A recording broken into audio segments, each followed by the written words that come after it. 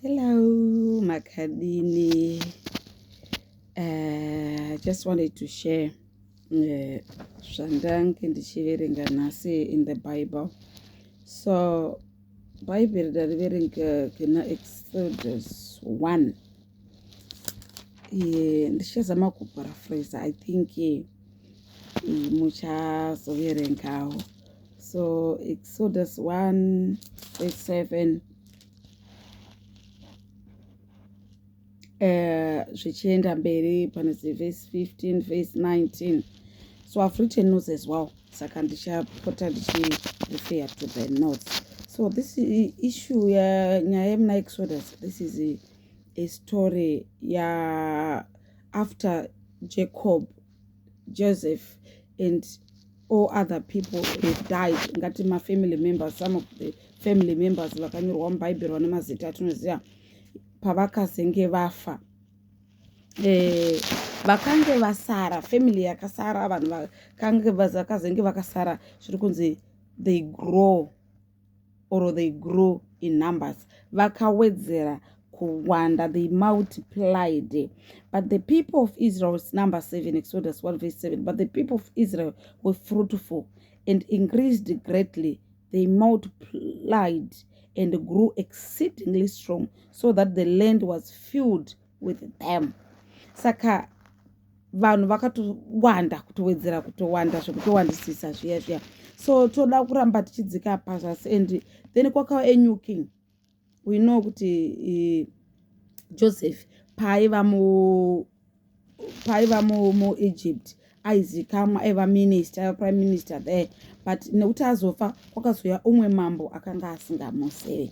Saka mambo inokuona kuwanda kwevanhu akaona kuti vanhu avari kuramba vachiwanda, akatsvaga madzimai maviri. Ndokune nyaya yedu. Madzimai avari kunzi vanonzi Shipra and Pua. Is it Pua or Shipra? My pronunciation might be bad, forgive me. So these ladies were midwives, vaiponesa vanhu or kuzvarisa madzimai. Saka mambo akaenda to these Hebrew ladies, vakati, when you serve as midwife to the Hebrew women and see them on the bedstool, if it is a son, you shall kill him, but if it is a daughter, she shall live. That was number 16. But the midwives feared God and did not do as the king of Egypt commanded them, but let the male children live. So the king of Egypt called the midwives and said to them, why have you done this and let the male children live? Saka, these ladies, they fear God. They feared God. And havana kuita sezvavanga vakumbirwa namambo. Ndo imwe nyaya iya zvatingada kuti titaure nhasi. Like they were told kuti urayai vana. Asi nekuti vaitya Mwari, havana kuita. Tinotya Mwari here. Zvakawanda zvinhu zvatinotumwa zviri bad kuita kuwa family members, kuma workmates, kuvanhu vakasiyana. But what do we do? Tinotya Mwari here. Unototumwa kuti ngatidai tibudise munhu basa. These ladies, they feared God. Havana kutadzira Mwari, havana kuuraya vana vanga vanze. It doesn't matter kuti akutuma ndiani. It might be the king. It might be your boss at work. It might be mukoma wako unofarira mumhuri vakabudirira. It might be your aunt. Anyway, zvakawanda, but tinotya Mwari here. Patinotumwa nemakuhwa anoparadzanisa dzimba. Tinotya Mwari, tinonomataura here. May God help us. May God help us. Imagine these ladies, they were midwives. Kwaitwa kubasa kwavo, yaitwa profession yavo. Zvokuti dai vaida zvavo vaingotochipedza kuzvarisa mwana vomonya mwana uya ofa. But because they feared God, we have got nurses. Tine maprofessions akasiyana. Tiri kumaita nenzira inofadza Mwari here. Dai Mwari vatibatsira. We have got a lot of examples. I know while this time talking, you are thinking of all other examples. Kudepartment rako remakuhwa unotozikamwa, uri kufambisa unoparadza dzimba, uri kufambisa kunoparadza church, uri kufambisa kunoparadza mafamilies akabatana. Vamwe vanga vakabatana mumhuri, but because of you wafambisa nyaya dzisiri idzo, mhuri dzaakuparadzana dzichapazisana. May God help us. Tine profession api atiri kuita. It might be a well recognized profession inotozikamwa chaiko kuti this is a profession, the teacher. But are you teaching well the kids at school? Or uri kutovauraya? Or uri kutovadzidzisa zvisina kunaka? Vari kuvamwe vana vari muworld vava munyika umu vakutoziva chihure because of maticha akavadzidzisa. I used to be a teacher before, but zvatakaona zvakawanda vana vanototanga kutrainwa nemamale teachers avo. Saka dai Mwari atibatsira kuti maprofession atinawo, mabasa atinawo nouwandu hwawo tiri kuitei nawo. Hatisi kuuraya nyika here, hatisi kuuraya vanhu vaMwari here, hatisi kudestroya mafamilies here kana machechi, kufambisa shoko rakaipa kuchechi. Wechingoroti chechi idonhere pasi chete, ngaiwire pasi. Haini vanombondiziva here ndinozviita, hazvina kunaka. Mwari ngaatibatsire.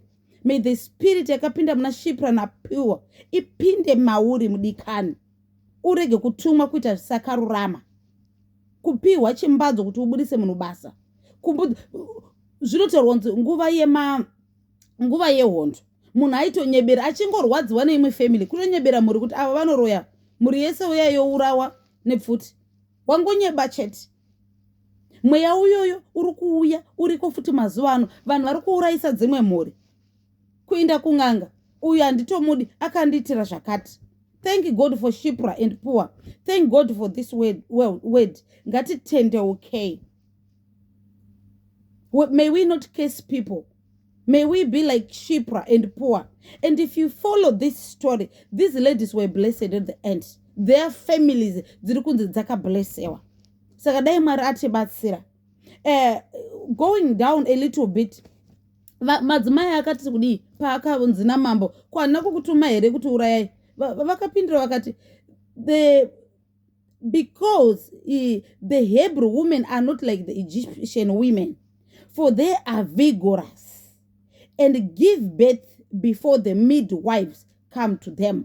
Vakapindura mambo vakati madzimai aIsrael, madzimai aHebrew, shoko kumadzimai akasimba, haana kufanana nevaFarao, havana kufanana nemaEgyptians, nekuti isu tina midwives tisati tasvika vanenge vatopona.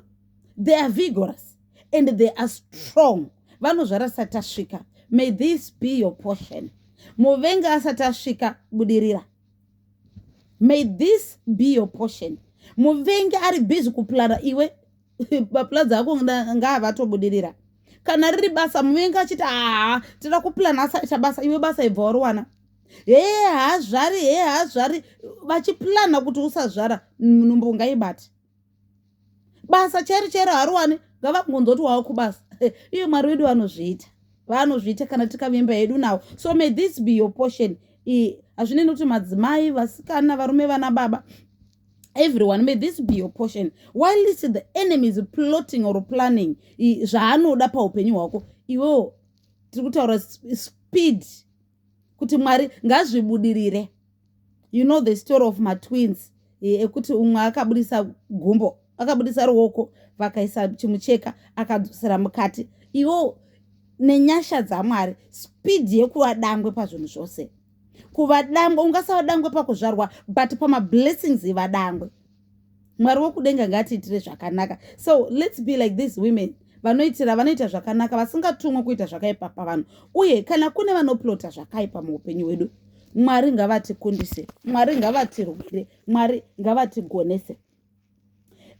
Tichati dzike paside, you find kuti pane umwe mukadzi akaropafadzwa nekusarongerana zvinhu. Let's talk about Rahab, kuti chaitwa chifeve.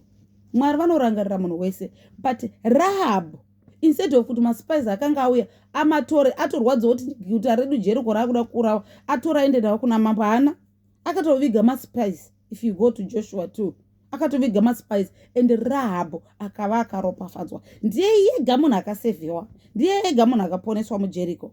Right. We have also the story of Balaam. We should not curse people, no matter our talents, no matter our blessings. We should not misuse our talents. Tambozvitaura kuna Shipra naPuwa. kuti vakadzi ava havana kumisusa talent yavo. Kuti munhu anoda kubayiwa jekiseni rekupora uri kubaya jekiseni rekufa, ivo vakati isi tunoita zvakatumwa naMwari. So if we follow the story yaBalaam, that is Numbers 22, 23 and 24, tikaona time tiiverenge yandiitira zvakanaka. You find kuti mambo Balaki vaona kuti vana vakuuya kuzotiparadza, vakatya, vakati regai nditsvage mumwe munhu anotuka. I know kuti munhu iyeye akatuka vanhu ivo vanova vakatukwa, munhu iyeye akablessa vanhu ivo vanova vakablesswa. That's when he sent people kuenda kuna Balaam. Akati Balaam uyo unditukire vanhu. Balaam akati ndichateerera zvinenge zvataurwa naMwari, ndichangotaura chete, rarai pano imatumwa. Mwari vakamuti usataura. Ava akatuma vanhu kechipiri, Mwari vakamuti no, don't curse these people, vana ava ndevangu. I've written a lot of scripts dzakawanda. If we go to Numbers 27, in Numbers 22, you find that Balaam andotaura chero 22, 23 and 24, chero mambo vakandipa imba a palace with a palace full of silver and gold. Handiti zvandienda kudzwa namambo. Ndichataura zvandiringe ndanzi nditaura naMwari. Handigoni kukesa vanhu vakanzi vablessewe. Akati handigoni. So he didn't want to misuse his gift of prophecy. He didn't want to misuse his talent. That's what we are talking today. No matter the bribery, don't curse people. Instead, bless them. No matter the profession, hatifani kukesa vanhu. Ngatibatsire vanoda kubatsirwa. Tikaiverenga nyaya mambo Balaki vakati ndichakupa zvose zvaunenge wataura.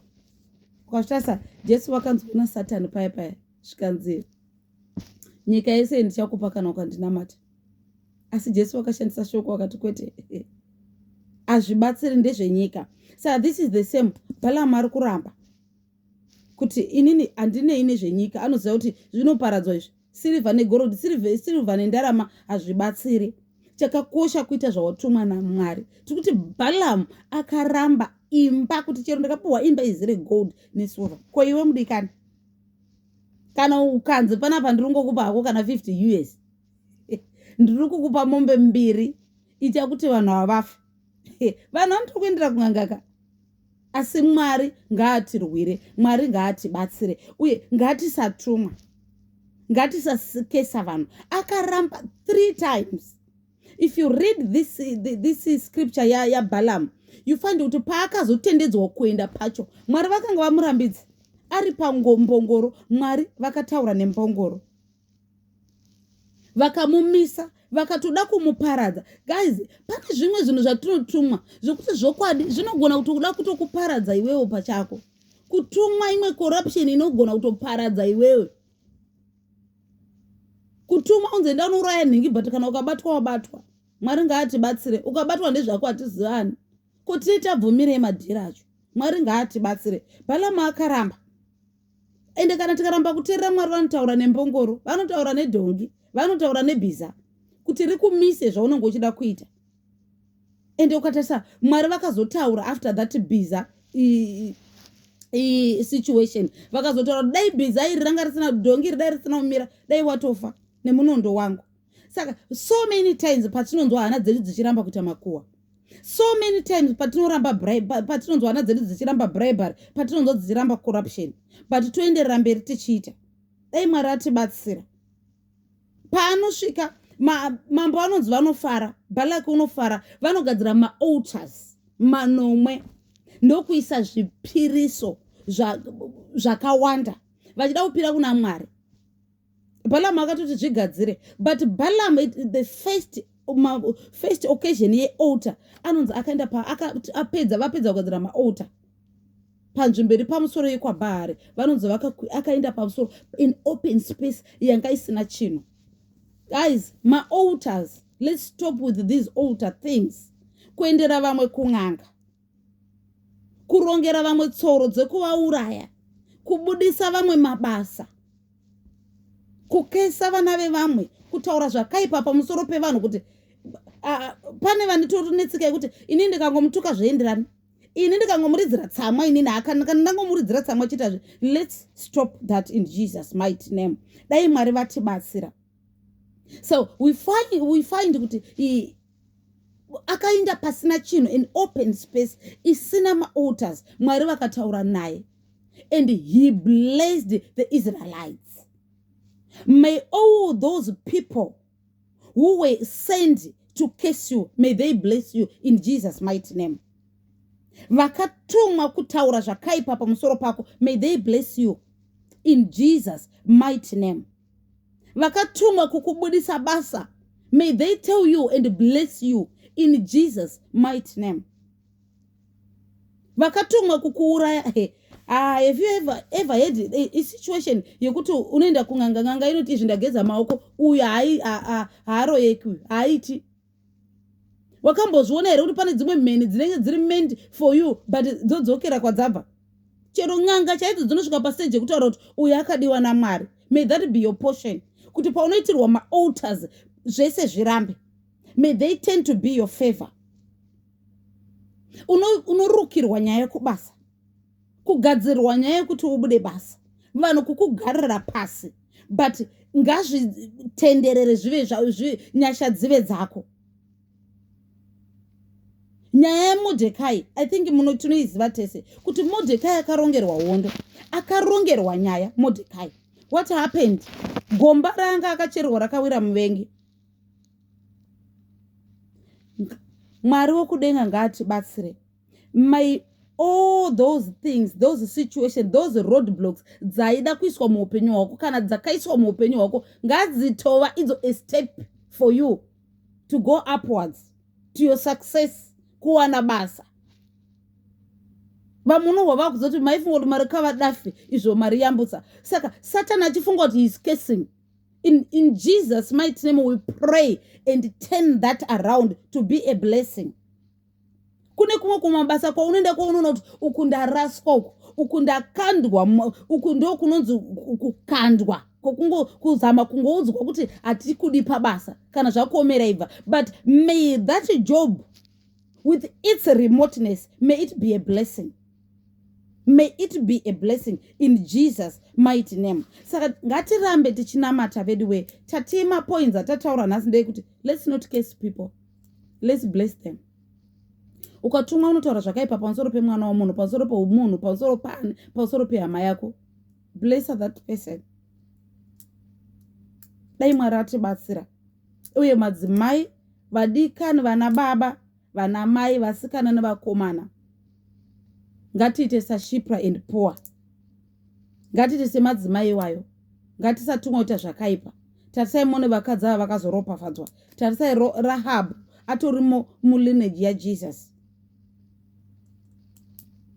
Uyu Balaam anotaura kuti haasiri vhene ndarama, chero mukanipa zvakazara handiti zvandisina kutumwa naMwari. Ngatisaita zvinhu zvatisina kutumwa naMwari. Zvekutumwa nemunhu hazvibatsiri. Ngatitaure shoko rabva muromo maMwari. Let's not curse people. Let's use our professions. Let's use our talents for good. Let's use our talents to bless other people and not to kill their future and not to kill their destinations and not to destroy their families. Let's bless the families. Ngativigire rugare munhu wese. Chero chinzwa chidokwa moyo kamoyo kekuda kuita zvakaipa. May you remember this word. And God will remember you as well. Mwari wokudenga dai atibatsira, dai atigonesa. As I am preaching this word to you, I'm also preaching to myself. Harisi shoko ranhengi, ishoko redu tese, kuti tose tivandudzwe, tose tiponeswe. Saka dai Mwari atiitira zvakanaka. Mese ndinokudai, I know kuti Mwari vanokudai. Be blessed wherever you are. In Jesus' mighty name. Amen.